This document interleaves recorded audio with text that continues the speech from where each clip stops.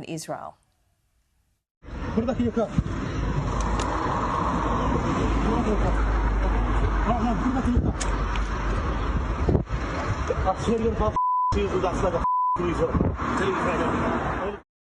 Two young Jewish men on the streets of Bellevue Hill outside their home, I'm told. They were accosted, not physically touched or accosted, but certainly there was aggressive language from an unknown, what appears to be construction worker. The words there, which are very difficult to hear, is, "Put it back in your car or I'll kill you all."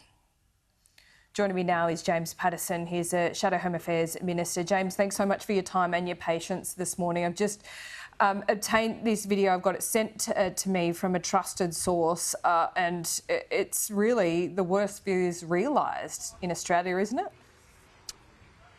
Laura, that's exactly right. That was a very troubling video that you just played, and unfortunately it is consistent with reports we've had to police here in Melbourne overnight of a group of young men driving around a car in obviously Jewish areas of Melbourne and saying that they were looking for Jews and looking to kill Jews.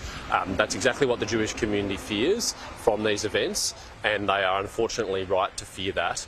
We must make sure that our police, that our security and our intelligence agencies are doing everything they can to make sure that none of the violence that we've seen in Israel is repeated here in Australia, and that the Jewish community feels safe to go about their lives in the normal way. I want to see a visible police protection at Jewish schools, at Jewish synagogues, at other places of worship, because the worst thing would be for these events to be repeated here.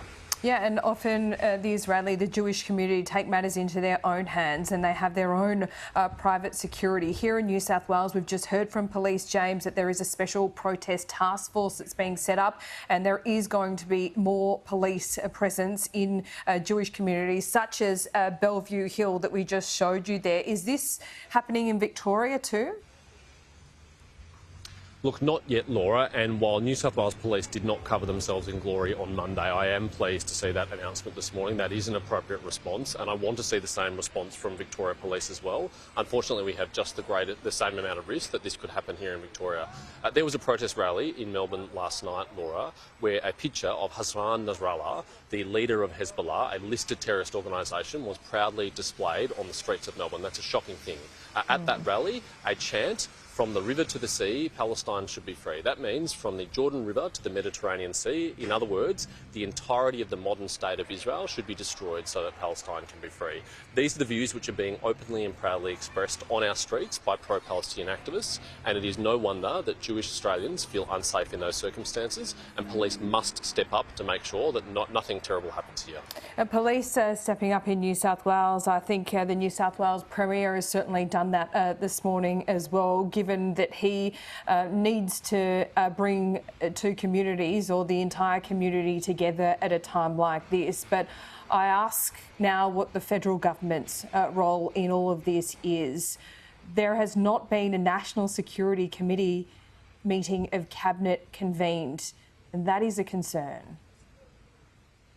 Laura, I was incredibly shocked to read that. When I first saw it, I thought it must not be true. I thought one of the first things the Prime Minister should have done on Saturday afternoon, as these reports came in, was to schedule a meeting of the National Security Committee of Cabinet, because it is that committee that makes relevant decisions, for example, about getting Australians repatriated home from Israel, where we know there are 10,000 Australians currently visiting and living in Israel. It's that committee which directs our agencies to provide additional resources for community protection and support. And it is that committee which ensures that ministers are well briefed and on top of the issues here in Australia.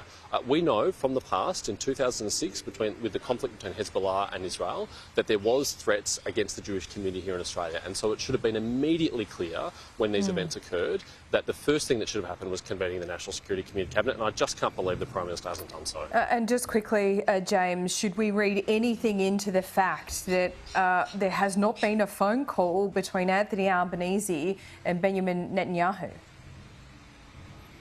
I really hope that is just a scheduling issue. I really hope that there's nothing of substance to that. I really hope that the government is doing everything it can to communicate with the government of Israel and to express our very strong support and solidarity in the Jewish state's greatest time of need. James Paterson, appreciate your time this morning, and we'll speak to you soon. Thanks, Laura. Stay with us. That is it for AIM.